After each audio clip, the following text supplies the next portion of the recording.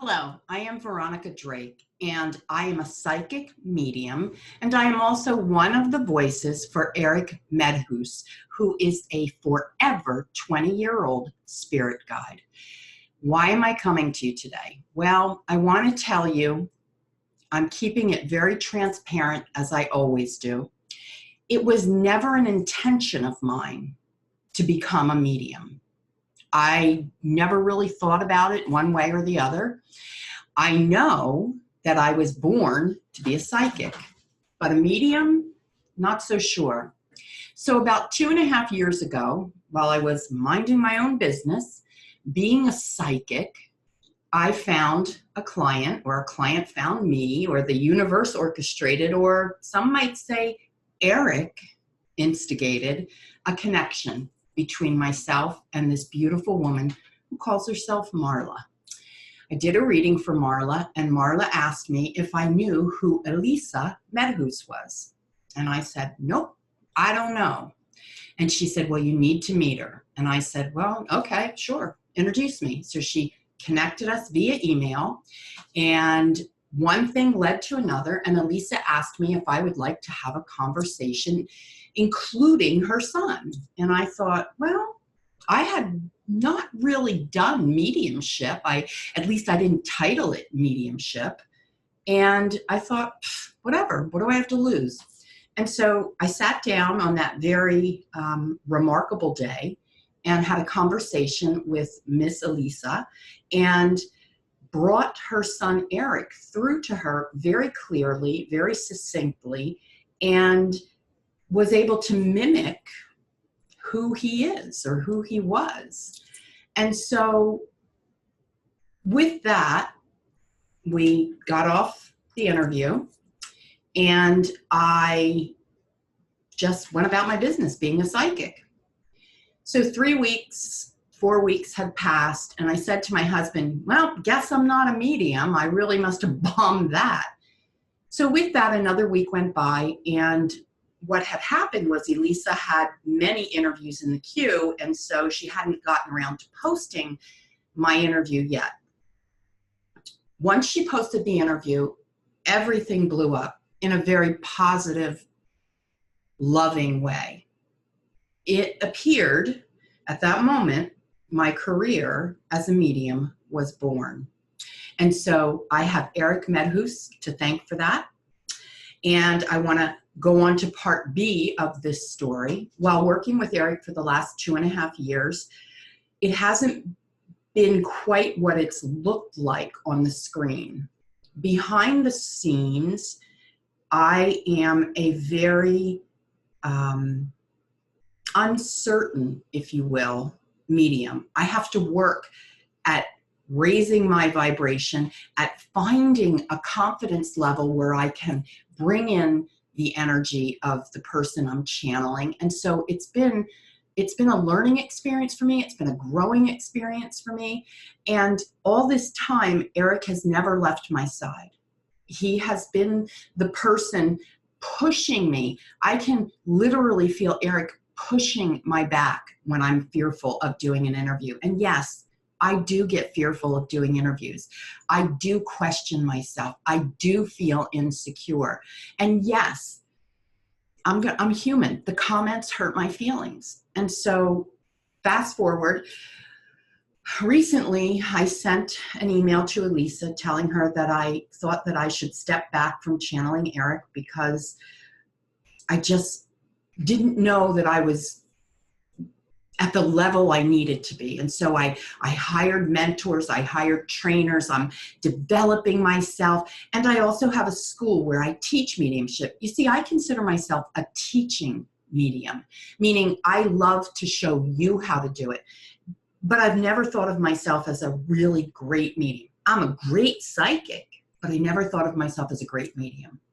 And so while all this is going on in my little head up here, Erik is kicking my ass. I mean, he is constantly, and I'm just pushing him away, and I'm not.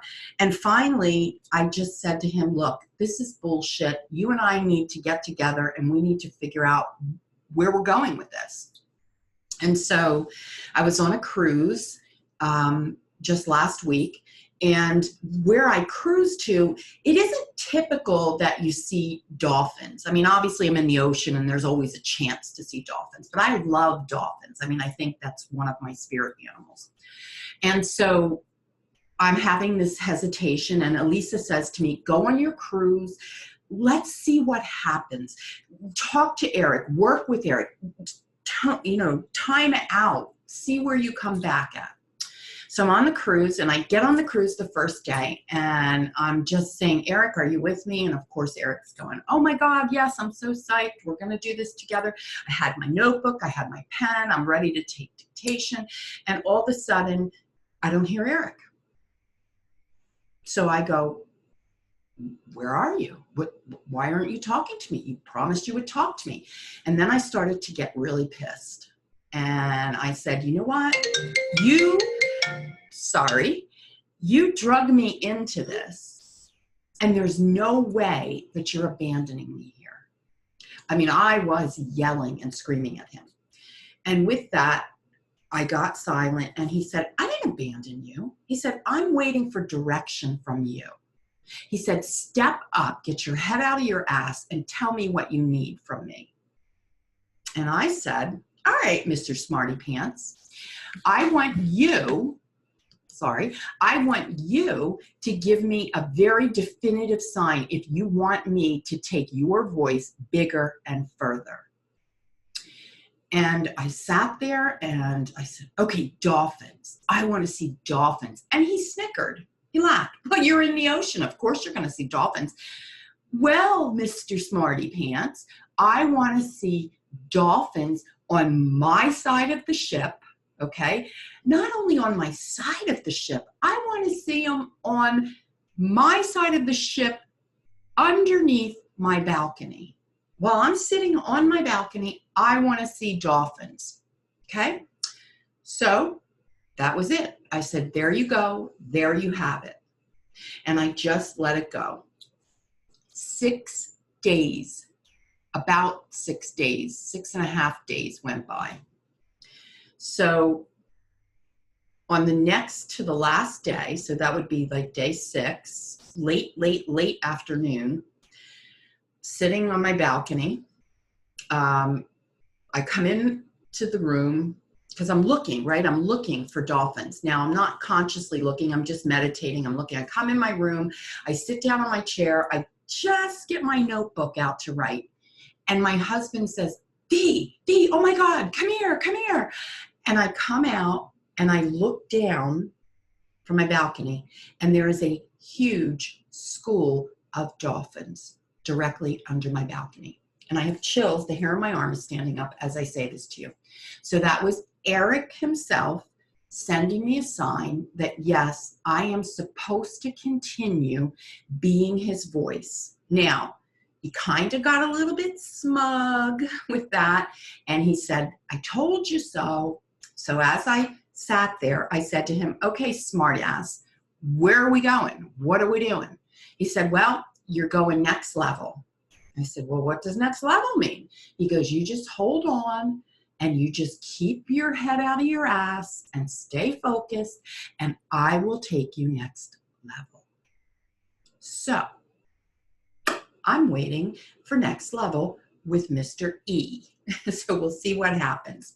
So with that, here I am, still one of the voices for Erik, and he wanted me to give you all a message. And so what he's saying is, it doesn't matter where you come from. It doesn't matter what you have or what you don't have. What matters is how you think of yourself. And so you can be somebody who really in the physical world has nothing, but if you think of yourself as a valuable part of the whole, you have everything. Now, he gave me that message instantly as I'm sitting here. My gut is churning, and I feel like I want to call him Papa Erik, because he's always talking to me soothing me, and bringing me to the next place where I need to go and grow. So Erik works with each and every one of you simply because you watch his videos. He's all over. And not only does he work with all of you, he works with me. I can't speak for the other mediums, wouldn't be right, but he works with me to bring me to the next level, to open me up even further. And so I've been very blessed to do thousands of readings, and Erik has shown up in every one of them, whether we voice it or we don't. But Erik is a very, very, very gentle, loving, giving soul. And if you want to experience him and you feel drawn to me, then I'd be happy to do a reading for you. But I felt it was important that I come out and be transparent with who I am on this journey. And so maybe some of you will resonate with this, and it'll help you to step out and into your power and into your gifts and abilities. So with that, Erik says peace out. And I say, I love you, and I look forward to seeing you on Channeling Erik, and also right here on veronicadrake.com.